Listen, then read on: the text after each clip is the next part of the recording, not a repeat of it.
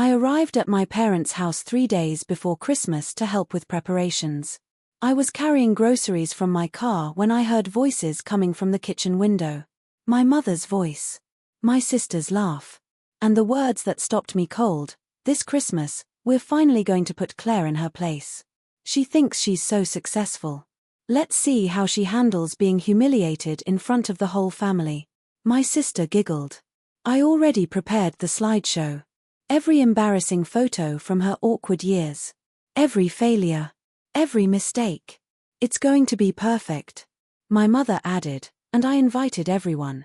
All the cousins, aunts, uncles. Everyone will be there to see it. She deserves to be taken down a few notches.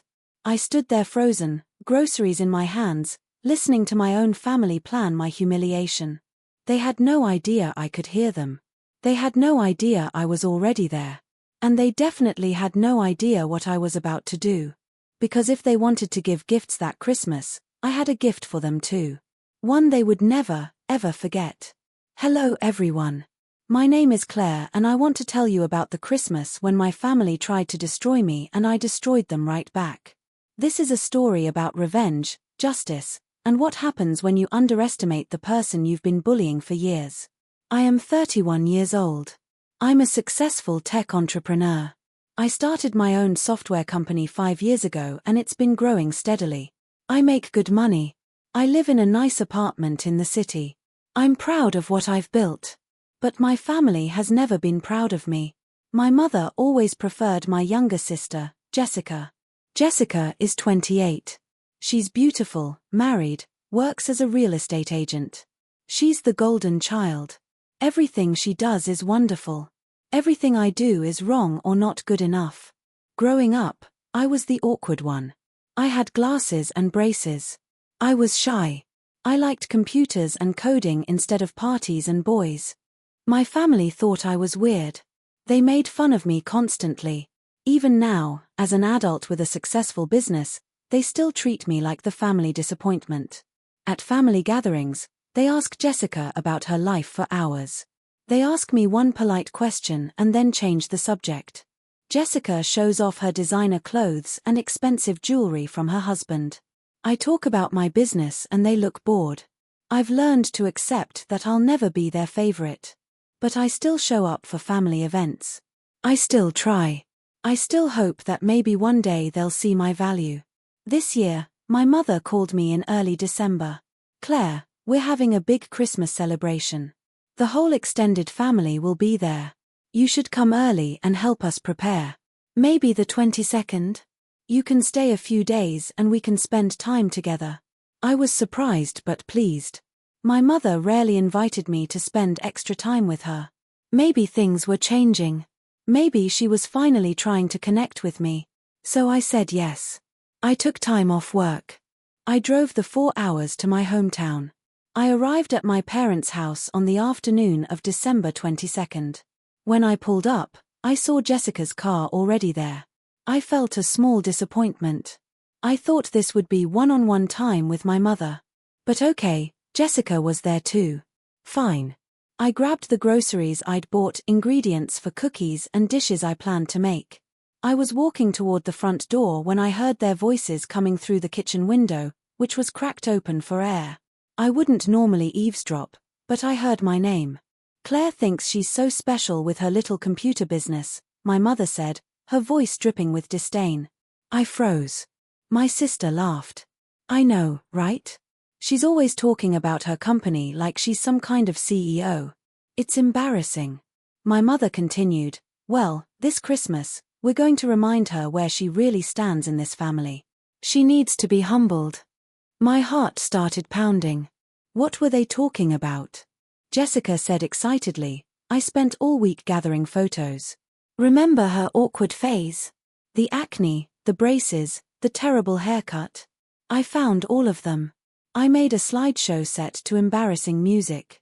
We'll show it during Christmas dinner in front of everyone."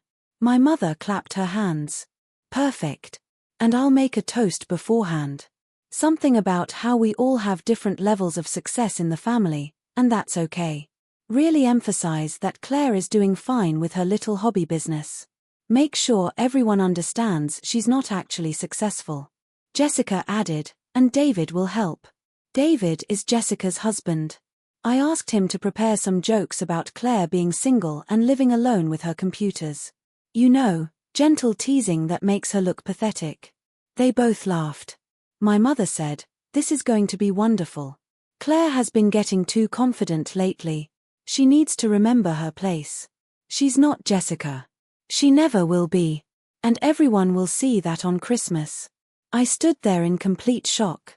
My own mother and sister had invited me early not to spend time with me, but to prepare my public humiliation. They were planning to embarrass me in front of 30 family members. To make sure everyone saw me as a failure and a joke. I felt tears starting to form. Then something else. Anger. Pure, cold anger. They wanted to humiliate me. They wanted to put me in my place. Fine. I would let them try. But I had resources they didn't know about. I had information they didn't know I had. And I had 3 days to prepare my own gift for them. I quietly carried the groceries back to my car. I didn't go inside. I drove to a hotel nearby and checked in. Then I started making phone calls. First, I called my assistant at my company. "Rachel, I need you to prepare some documents for me. Employment records, financial statements, everything official about the company. I need them printed and bound professionally. I need them by tomorrow." Rachel was confused but efficient. "Of course. What's this for?" I smiled coldly. "A family presentation. I'll explain later." Next, I called my accountant. "I need documentation of my income for the past 3 years. Tax returns, profit statements, everything that shows the company's growth. Official and verified." He agreed to prepare everything. Then I did something I wasn't proud of, but felt necessary. I hired a private investigator. I need information on 2 people. My sister Jessica and her husband David. Financial records if possible. Any public information about their business dealings, debts, anything interesting. The investigator said it would take 2 days. I paid extra for rush service. For the next 2 days, I avoided my family. I texted my mother that I wasn't feeling well and would just come on Christmas Day. She seemed annoyed but accepted it. I spent those 2 days preparing my own slideshow. Not photos of their awkward years, I wasn't going to stoop to that level. But information. Facts. Truth. On December 24th, the private investigator sent me his report. I read it in my hotel room and my eyes got wider with every page. Jessica and David were in serious financial trouble. David's real estate development business was failing. They had massive debts. Credit cards maxed out. A second mortgage on their house. They were barely keeping up appearances. More interesting, David had been involved in a shady business deal that was currently under investigation. Nothing criminal yet, but ethically questionable. He had misrepresented property values to investors. And Jessica knew about it. There were emails. The investigator had found public records of complaints filed against David's business. This was all legal, public information. But I doubted my family knew about it. Jessica and David projected an image of wealth and success. Designer clothes, expensive cars, fancy vacations. All on credit. All fake. Meanwhile, they mocked my little hobby business that was actually profitable and growing. The irony was delicious. Christmas Day arrived. I dressed carefully. Professional but elegant. I looked successful because I was successful. I drove to my parents' house. Cars lined the street. The whole extended family was there, just as my mother promised. I walked in carrying a large gift bag and a professional-looking folder. "Claire, you're here," my mother said, her voice fake sweet. "We were worried you'd miss it. Are you feeling better?" I smiled. "Much better. Thank you for inviting everyone. This is going to be a Christmas to remember." Jessica hugged me, but I could feel the insincerity. "Can't wait for tonight's festivities," she whispered. "We have some special surprises planned." I smiled back. "So do I." Dinner was the usual chaos. 30 people around extended tables. Food everywhere. Conversations overlapping. My aunts and uncles asked about my life. Before I could answer more than one sentence, my mother would interrupt and redirect attention to Jessica. Tell them about your new listing, Jessica, the $1 million property. Jessica would launch into a story and everyone would listen with fascination. I was used to this. I ate quietly and waited. After dinner, my mother stood up and clinked her glass. Everyone. We have some special Christmas entertainment tonight. People gathered in the living room. Jessica set up a laptop connected to the TV. My mother continued, before we exchange gifts, we want to celebrate family. All of us. Our different paths. Our different levels of success. She looked at me with fake sympathy. Claire, honey, we're so proud that you're trying to make it with your computer hobby. Not everyone can be wildly successful, and that's okay. We love you anyway. People looked confused. Some looked uncomfortable. Jessica pulled up her slideshow. We put together a little retrospective of Claire's journey, she said sweetly. The first photo appeared. Me at 13 with terrible acne and braces. People gasped. Some laughed uncomfortably. Jessica narrated, Claire's awkward years were so memorable. More photos. Me with a bad haircut. Me tripping at my high school graduation. Me alone at prom because I didn't have a date. Each photo was accompanied by Jessica's mocking commentary. My mother laughed along. Some family members looked horrified. Others seemed uncomfortable but stayed quiet. My younger cousins giggled. This went on for 10 agonizing minutes. Every embarrassing moment of my adolescence displayed for entertainment. Finally, the slideshow ended with a photo of me now, sitting alone at my computer, with text that said still trying. Jessica and my mother laughed. We love you, Claire, my mother said. We just think you need to stay humble and remember where you came from. The room was silent. Awkward. Uncomfortable. People didn't know where to look. This was my moment. I stood up slowly. Thank you for that, I said calmly. That was very thorough. You must have spent a lot of time preparing it. Jessica smiled triumphantly. We did. It was fun. I picked up my folder and the gift bag. Well, I also prepared something. Since we're celebrating family and sharing information about our lives, I thought everyone would be interested in some facts. My mother's smile faltered. Claire, this isn't the time for, I interrupted gently. Oh, but you made time for my slideshow. Surely I can have a few minutes. I opened the folder. Let me tell you about my little hobby business. The one that's apparently not real success. I pulled out documents and held them up. These are financial statements from my software company. Last year, we generated $2.8 million in revenue. This year, we're on track for $4 million. We have 23 employees. We've been featured in 3 major tech publications. I passed the documents around. People looked at them in shock. My personal income last year was $600,000. After taxes and reinvestment into the company. My mother's face went pale. Jessica looked frozen.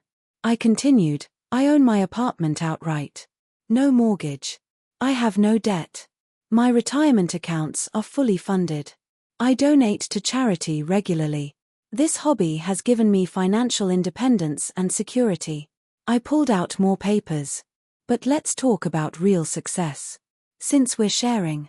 I looked at Jessica. Jessica, do you want to tell everyone about your finances? Or should I? Jessica's voice was shaky. What are you talking about? I pulled out the private investigator's report. These are public records. Your husband David's business is failing. You have $300,000 in credit card debt. Your house has a second mortgage. David is under investigation for misrepresenting property values to investors. There are 6 formal complaints filed with the State Real Estate Board. The room erupted. People started talking over each other. Jessica's face turned bright red. How dare you? That's private. I smiled coldly. It's actually public record. Anyone can access it. But you've been hiding it, haven't you? Pretending to be wealthy while drowning in debt. Mocking my little businesses while yours is collapsing. David stood up angrily. This is inappropriate. I turned to him. You know what's inappropriate? Planning jokes about me being single and alone. My sister told me about that through the window when I arrived. I heard everything. My mother gasped. She realized I'd heard their planning session. I wasn't done. Let's talk about designer clothes bought on credit. Vacations you can't afford. Cars that are leased, not owned. You built a fake life and then mocked me for building a real one. I reached into my gift bag. But I'm not heartless. This is Christmas. So I brought gifts. I pulled out envelopes and handed them to my mother, Jessica, and David. For you, Mom, a donation receipt. I donated $10,000 in your name to a charity that helps women entrepreneurs. So you can tell people your daughter is successful and generous. My mother opened the envelope with shaking hands. Jessica opened hers. Inside was a check. Jessica, this is $5,000. Consider it a loan. Interest-free. Because unlike you, I actually can afford to help family members in need. Pay me back whenever your finances recover. If they ever do. Jessica stared at the check, humiliated. David opened his envelope. David, this is the contact information for a business ethics consultant. Given the investigations into your practices, you might need professional help. This consultation is prepaid. You're welcome. The room was completely silent. You could hear a pin drop. I looked around at all my relatives. I came here to spend Christmas with family. To help with preparations. To be part of this celebration. Instead, I discovered my own mother and sister had planned to humiliate me in front of all of you. To mock my accomplishments. To make sure I knew my place in this family. My voice got stronger. But here's what they forgot. They forgot that I spent years being underestimated. Years being mocked for being different. Years being told I wasn't good enough. And all those years, I was building something real. Something substantial. Something that didn't require pretending or going into debt or tearing others down. I picked up my coat. So here's my Christmas gift to all of you. The truth. Now you know who's actually successful and who's just pretending. Now you know who's financially secure and who's drowning in debt. Now you know who planned to humiliate their own family member for entertainment. I looked at my mother. I won't be coming to family events anymore. I'm done being your punching bag. I'm done being treated like I'm less than Jessica when I'm actually doing better than all of you combined. I looked at Jessica. I hope that check helps. I really do. Because unlike you, I don't need to tear people down to feel good about myself. I walked toward the door. My Aunt Rachel stood up. Claire, wait. I stopped. She came over and hugged me. I'm sorry. We should have stopped them. That slideshow was cruel. You didn't deserve that. Other family members started speaking up. My Uncle Tom said, I always thought you were doing well, Claire. I'm proud of you. My cousin Maria added, can we get coffee sometime? I'd love to hear about your business. I've been thinking about starting my own. One by one, family members came over. Some apologized. Some congratulated me. Some asked questions about my company. Not everyone.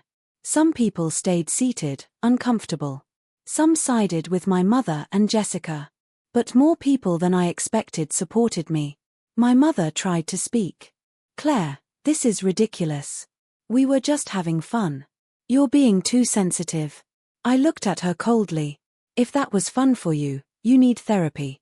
Normal mothers don't humiliate their daughters for entertainment. Jessica was crying now. You ruined Christmas. I laughed. No, I saved myself from your planned humiliation. You ruined Christmas when you decided cruelty was festive. I left that house and never went back. That was 3 years ago. I'm 34 now. My company continues to grow. We hit 6 million in revenue this year. I have a great team. I'm dating someone wonderful who appreciates me. I bought a house. I'm genuinely happy. My mother has tried to contact me several times. Let's move past this. Family is family. You embarrassed us. I never responded. Jessica sent a text once. I'm sorry. Can we talk? I replied, you're sorry you got caught. Not sorry you did it. There's a difference. I heard through relatives that Jessica and David went through financial counseling. They sold their house and moved to a smaller one. David's business recovered somewhat. They're doing okay now, I guess. But I don't care enough to check. Some extended family members stayed in touch with me. Aunt Rachel and I have lunch quarterly. Cousin Maria started her own business and I mentored her.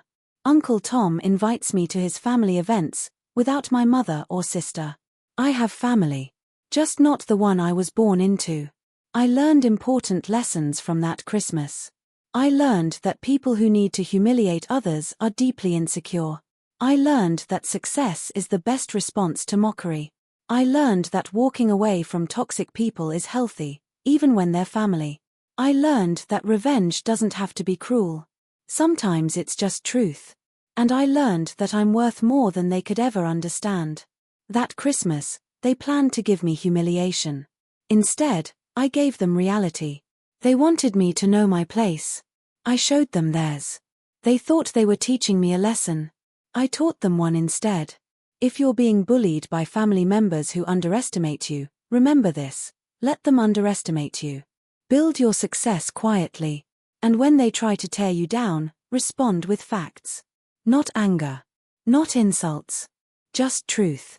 Truth is the most powerful weapon against people who trade in lies and pretense. My family wanted a Christmas they'd never forget. I gave them exactly that. Thank you for listening to my story.